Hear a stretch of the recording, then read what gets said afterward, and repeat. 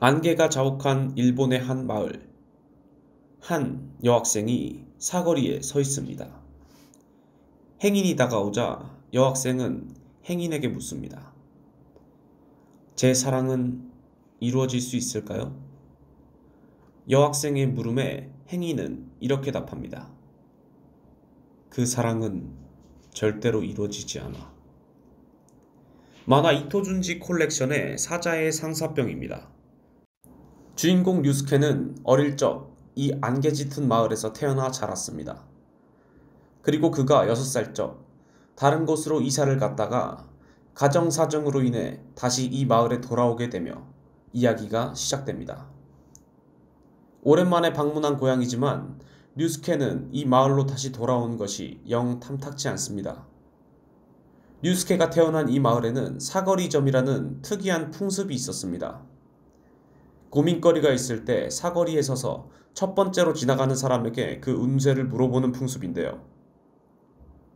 역 앞에 마중 나오는 길에 사거리점을 봐주고 왔다는 아버지, 류스케의 낯빛이 더욱 어두워집니다. 안개 짙은 마을. 이사 후 첫 등교를 하는 류스케.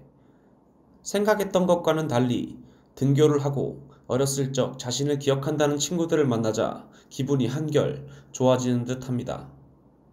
그리고 그것은 단순히 친구들을 다시 만났기 때문만은 아니었죠. 어릴 적 좋아했던 소녀, 미도리를 다시 만났기 때문이었습니다. 그리고 하굣길, 미도리의 친구 다나카 스즈에와도 인사를 나누는 류스케. 이야기를 나누는 중 사거리점에 대한 이야기가 나오자 류스케는 갑자기 급발진하며 혼자 걸어가 버립니다. 지독하게 어두운 안개를 창문 밖으로 바라보는 류스케. 오늘 같은 날 사거리에 서 있을 사람들을 생각하니 다시 또 불안한 모습을 보입니다. 다음날 떠들썩한 학교. 어젯밤 사거리에서 자살한 여학생의 이야기가 들려옵니다. 경찰은 아마도 사거리점을 치던 중 나쁜 운세를 듣고 그랬을 것이라는데요.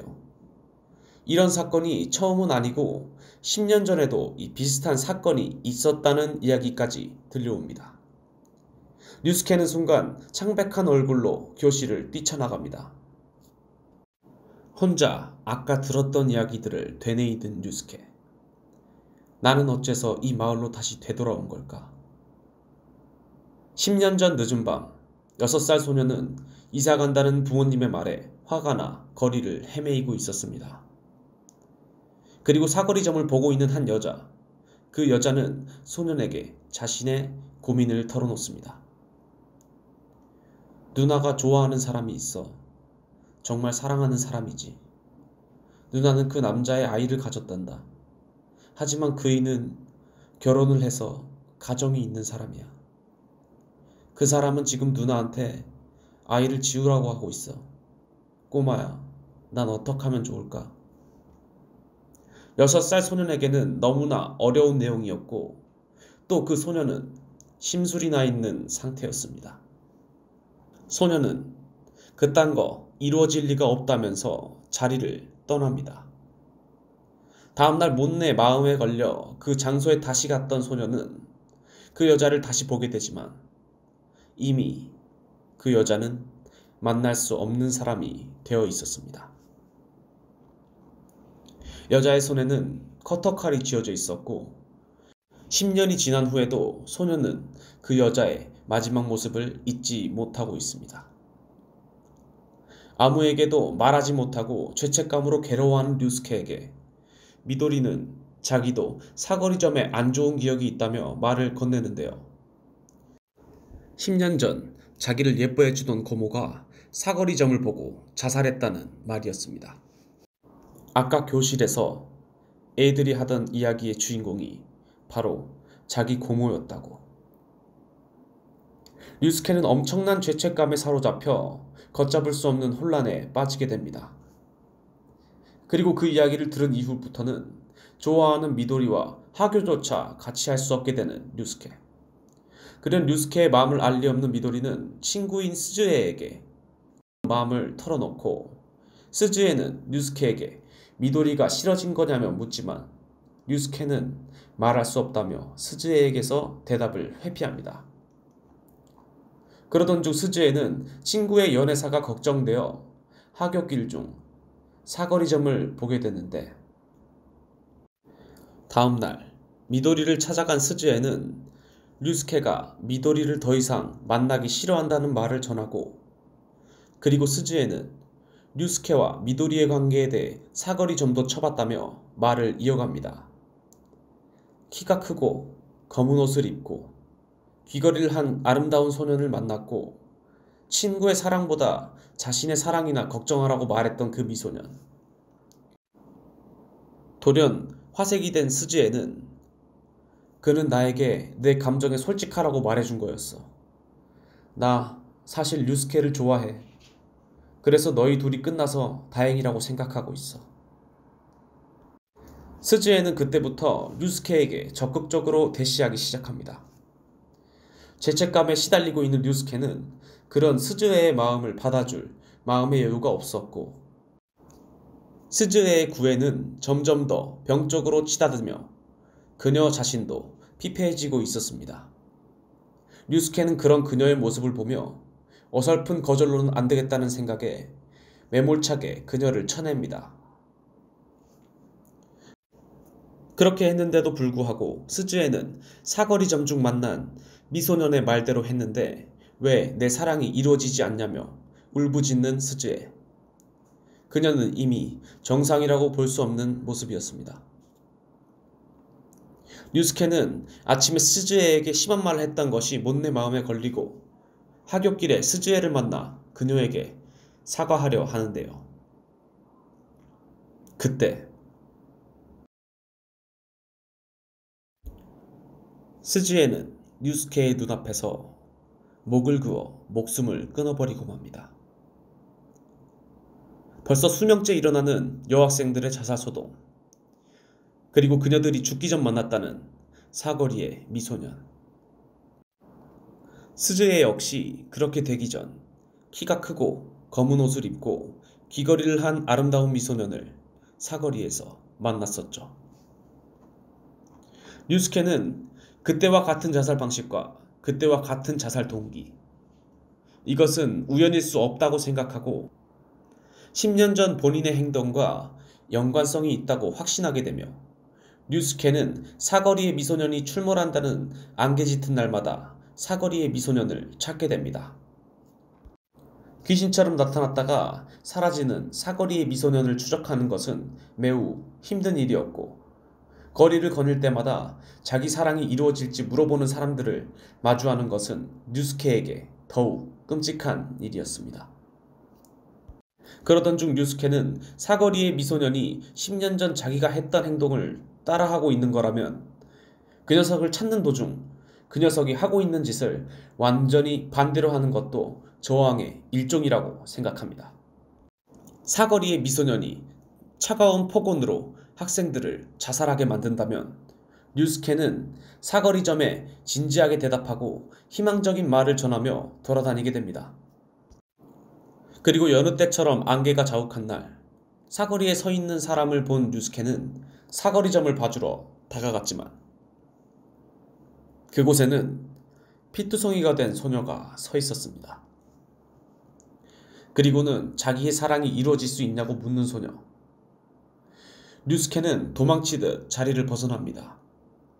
그 이후에도 길거리를 다니던 중 피투성이가 된 소녀들을 만나게 되고, 류스케는 사거리에서 자살한 소녀들이 망령이 되어 나타났을 것이라고 짐작하는 잠시, 그 짐작은 곧 확신이 됩니다. 사거리에서 자살한 소녀들의 망령을 마주치면서도 류스케는 이 일을 그만둘 수가 없었습니다. 그것은 단지 사거리의 미소년을 쫓는 것뿐만이 아니라 사람들의 사거리점을 봐주는 것으로서 류스케에게 어렸을 적 사건에 대한 죄책감을 덜어주는 것이었기 때문이었습니다. 그렇게 힘겨운 나날을 보내는 류스케를 생각해주는 것은 미도리 뿐이었습니다. 걱정하는 미도리에게 사거리의 미소년을 잡기 전까지는 멈출 수 없다고 말하는 류스케. 미도리는 사거리의 미소년을 만난 뒤 이상해진 스즈에의 모습이 떠올라 류스케를 가만둘 수 없었고 류스케의 만류에도 불구하고 류스케를 따라 나서게 됩니다. 그렇게 미도리와 함께 다니던 어느 날 미도리는 고모가 죽은 사거리를 찾아 꽃을 바치는 길에 류스케와 동행하게 되는데요. 아직까지 사실을 말하지 못한 류스케의 마음은 무겁기만 합니다. 그렇게 공양을 올리는 그 순간 10년 전 그 사거리에서 사거리접을 쳐달라는 여자. 그 여자는 유부남과 불륜을 저질러 아이를 가졌는데 남자가 아이를 지우라고 한다며 10년 전 미도리의 고모와 소름 끼치게도 똑같은 고민을 말합니다. 당황한 류스케는 그 자리를 박차고 도망치며 혹 저 여자가 미도리 고모의 망령이 아닐까 두려워하는 류스케. 다음날 학교에서 만난 미도리와 류스케. 미도리는 류스케가 떠난 이후의 이야기를 꺼내는데요. 고모와 같은 처지의 여자를 그냥 둘 수 없어 집까지 데려와 상담을 해주었지만 그 여자는 정상이 아니었다고 합니다. 새벽까지도 미도리의 가족을 괴롭히는 여자는 미도리의 아버지와 언성을 높이게 되어 결국 미도리 가족이 보는 앞에서 자해를 해 병원에 실려갔다는 말. 역시 이 마을은 뭔가 잘못되었다고 생각하는 류스케. 그리고 계속해서 일어나는 사거리 소녀들의 자살. 복잡한 마음으로 거리를 걷는 류스케. 사거리에서 만난 사람은 다름 아닌 그 여자였습니다. 아이를 유산해버렸다는 여자. 아이가 저 세상에서 자기를 미워하고 있을 거라며 괴로워하는 여자.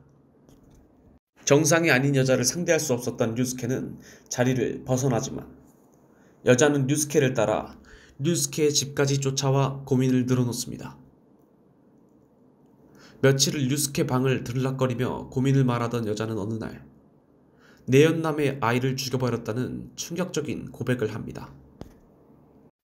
류스케는 믿을 수 없는 말이었지만 아이의 시체가 발견되었다는 뉴스를 보고 경찰에 신고했고 그 이후에는 범인은 잡혔다는 소식을 듣지 못했지만 여자는 류스케의 방을 더 이상 찾아오지 않습니다. 그리고 한 달 뒤 류스케와 미도리는 사거리에서 다시 한번 그 여자를 마주치게 됩니다. 그 여자는 온몸에 괴기한 문신을 한 상태였습니다. 여자는 내연남을 향한 사랑의 표시로 조그마한 문신을 할 생각이었는데 정신을 차려보니 이렇게 되어버렸다며 울부짖습니다. 그리고는 돌연 이게 모두 그 미소년 때문이야. 검은 옷을 입고 귀걸이를 한 그 미소년. 처음에는 유부남 애인이 생긴 것 때문에 사거리점을 보았던 여자는 사거리에서 미소년을 만났고 그 미소년은 좀 더 심각한 고민을 가져보라는 말을 전했습니다. 여자는 지금까지 그 말을 지금의 고민을 해결하려면 더 큰 고민을 만들라는 것으로 해석해서 알아들었다고 말합니다. 그래서 유부남인 줄 알고 아이를 가지고 아이를 가졌다는 고민을 해결하기 위해 아이를 유산하고 계속해서 더 심각한 고민을 만들어 왔다고 말합니다. 돌연 이것보다 더 큰 고민을 만들면 되는 거였어 라며 자리를 떠나는 여자. 그리고 류스케는 그녀가 길거리에서 분신했다는 소식을 뉴스를 통해 듣게 됩니다. 그 여자는 과연 자살을 기도한 것이었을까?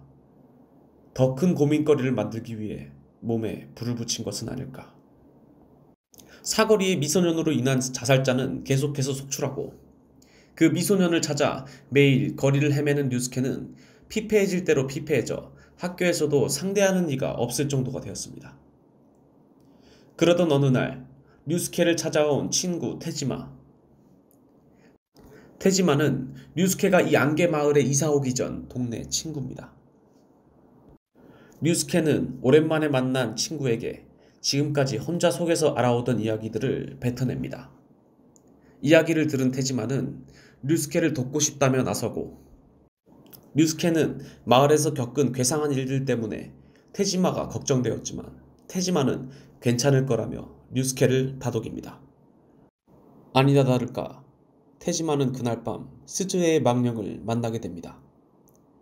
그리고 테지마로부터 이상한 이야기를 듣게 된 류스케. 테지마는 스즈에의 망령이 검은 옷을 입고 귀걸이를 한 류스케를 찾고 있었다고 말합니다.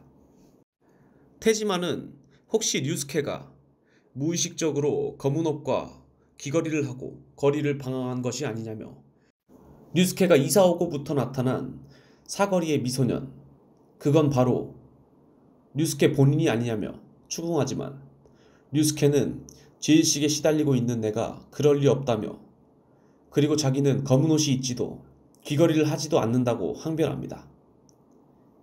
스즈에의 망령을 만난 뒤 조금 이상해진 테지마는 곧바로 류스케의 집을 떠납니다. 그리고 테지마가 떠난 뒤 학교에서는 류스케가 사거리의 미소년이라는 소문이 퍼져 있었는데요. 류스케를 사거리의 미소년이라고 생각하는 사람들은 류스케를 수많은 학생들을 자살로 내몬 살인마로 취급하거나 류스케에게 러브레터를 보내옵니다. 혼란스러움을 뒤로한 채 거리를 걷는 류스케. 안개 짙은 거리를 걷던 중 류스케의 앞에 나타난 사거리의 미소년. 그리고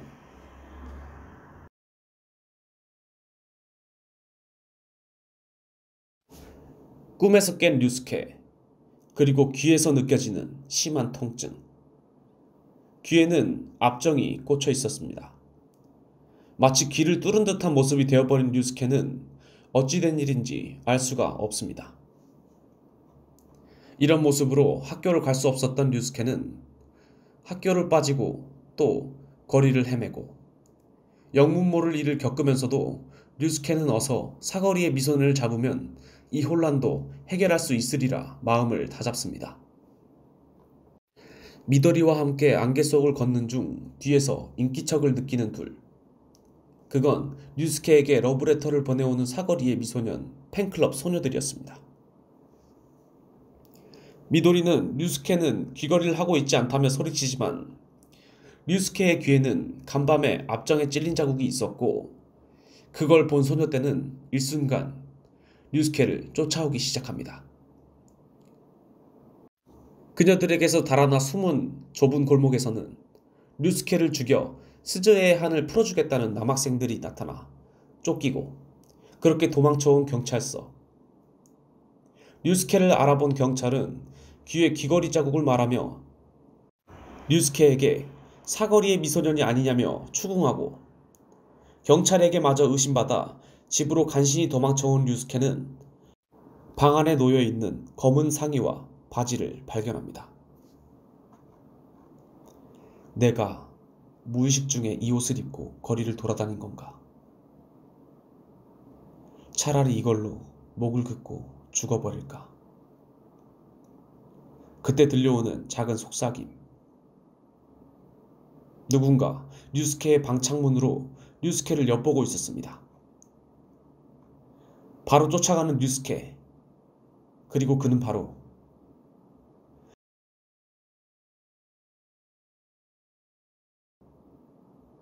집으로 돌아간 줄 알았던 테지마였습니다. 스즈에의 망령에게 사랑이 이루어질 거라고 말해버렸기 때문에 류스케를 죽게 만들어 스즈에에게 데려가야 한다고 말하는 테지마. 류스케가 사거리 미소년이라고 소문을 퍼뜨린 것도 류스케의 방 안에 검은 옷을 둔 것도 모두 테지마의 소행이었습니다.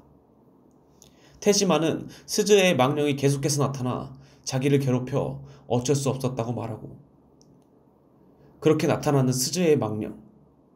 테지마에게 검은 옷을 입고 귀걸이를 한 류스케를 데려오라고 말하는 스즈에의 망령. 스즈에는 류스케를 보고도 자기가 원하는 류스케가 아니라고 말합니다. 무언가를 깨달은 류스케는 넌 지금 사거리의 미소년과 나를 혼동하고 있어. 넌 나를 사랑한다고 말했지만 넌 내가 아니라 사거리의 미소년이란 자식에게 홀렸던 거야. 그렇게 스즈에의 망령은 사라지고 테지마는 이후 정신에 이상이 생겨 정신병원으로 이송됩니다. 류스케가 사거리의 미소년이라고 소문이 퍼진 이후 사거리의 미소년 팬클럽 소녀들이 류스케의 집을 완전히 점거해버려 류스케는 어느 폐가에 몸을 숨겼고 미도리만이 그를 찾아내 먹을 것을 가져다주고 있었습니다. 미도리는 매 끼니마다 류스케를 챙겼지만 죄책감에 미도리의 마음을 받아주지 못한 류스케. 미도리 역시 지쳐 있었고 마음을 받아주지 못한 류스케에게 제발 자기가 싫으면 싫다고라도 말해주라는 미도리. 류스케는 지쳐가는 미도리의 모습에서 스즈에의 모습이 보였고 그런 미도리를 그냥 둘 수 없어 결국 지금까지 숨겨왔던 미도리의 고모와 10년 전 일들을 털어놓게 됩니다. 지금까지 말할 용기가 없어 숨겨왔다며 만약 용서치 못한다면 자신을 깨끗이 잊어달라고 부탁합니다. 발걸음이 무거운 미도리. 류스케를 나쁘게 생각하고 싶지 않지만 좋아하던 고모의 모습이 머릿속에 떠올라 갈피를 잡지 못합니다.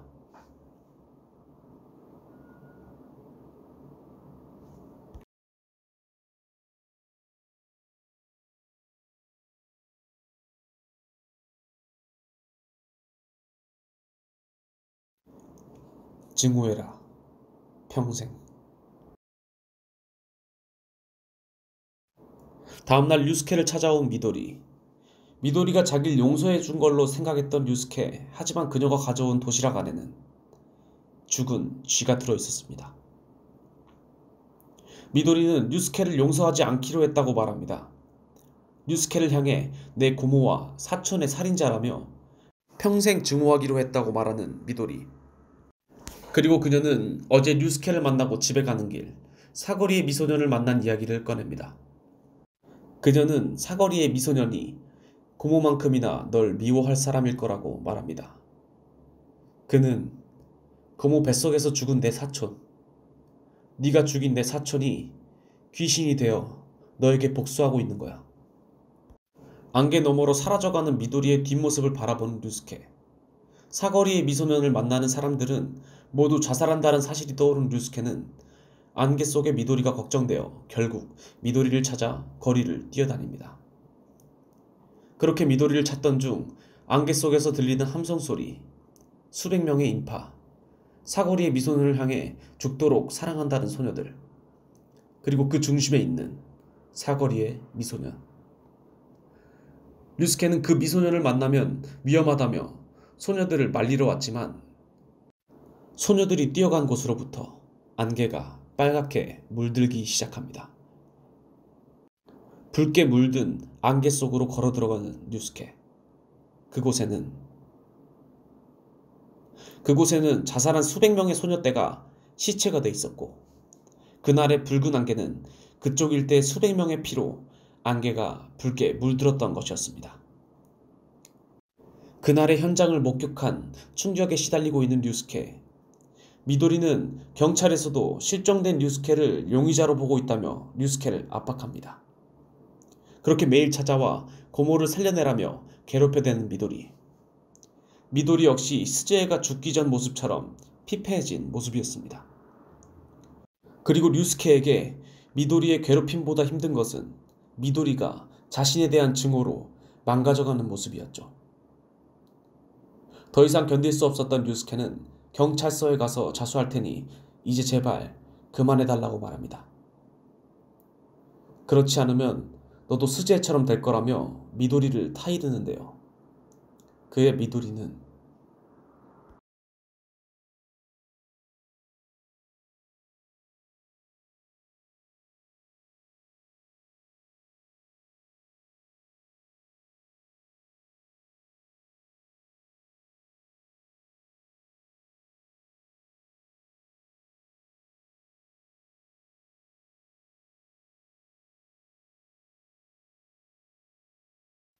안개가 자욱한 거리, 급히 도망쳐 나오는 사람들.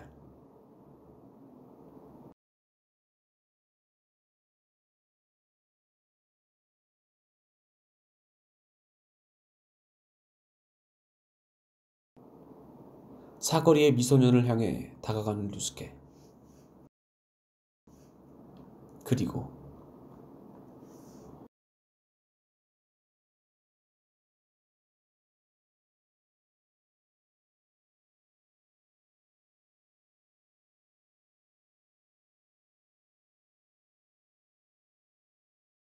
이토준지 콜렉션의 사자의 상사병이었습니다. 개인적으로 이토준지 콜렉션 중에 가장 좋아하는 에피소드라 작업하면서 만화를 여러 번 되돌려 읽는데 굉장히 재미있게 작업했네요. 이 만화를 처음 접했을 때가 초등학교 2학년쯤 됐던 것 같은데, 이 사자의 상사병은 그 어릴 때 보았는데도 주인공이 죄의식에 괴로워하는 장면과 침침하고 쾌쾌한 소재들, 그리고 그림체에 굉장히 몰입해서 보았습니다. 어쩌면 어린 저에게 남에게 말을 함부로 하면 안 된다는 교훈을 주기도 한 것 같네요. 이토준지 특유의 그림체가 빼어나게 드러난 작품 중 하나라고도 생각합니다. 특히 에피소드가 마지막 장을 향해 갈수록 검은 실루엣의 사거리의 미소년과 류스케의 옷은 점점 하얗게 대비시키는 것에서 마치 빌런과 히어로의 대립인 듯한 카타르시스를 주기도 하고, 학교에서도 경찰에게도 범죄자 취급을 받는 주인공 류스케가 힘든 상황 속에서도 사거리의 미소년에 저항하는 모습에서 묘한 성장물의 느낌도 받으며 보았네요. 리뷰를 제작하면서 불량문제상 내용 생략이 있기 때문에 사자의 상사병을 제대로 보고 싶으신 분들은 지금 예스24에서 이북으로 바로 구매 모바일로 볼 수 있으니 한 번쯤 보시는 걸 추천드립니다. 이토준지 걸작집을 구매하시면 제가 생략한 내용과 사자의 상사병 부록이자 마지막 편 백의의 미소년, 그 외 걸작집에 포함된 다른 에피소드들도 깔끔한 해상도로 보실 수 있습니다. 혹 고어한 만화를 좋아하지 않는 분들께서도 사자의 상사병은 이토준지의 다른 만화에 비해선 라이트한 에피소드 중 하나이기도 하고 완성도도 높은 작품이라 정말 추천드리고 싶네요. 또 약간은 잔인한 장면에서도 주인공의 죄의식으로 비춰지는 비약적 비유가 섞여 있는 것을 감안하고 본다면 그다지 잔인한 느낌은 없으실 거라 생각합니다.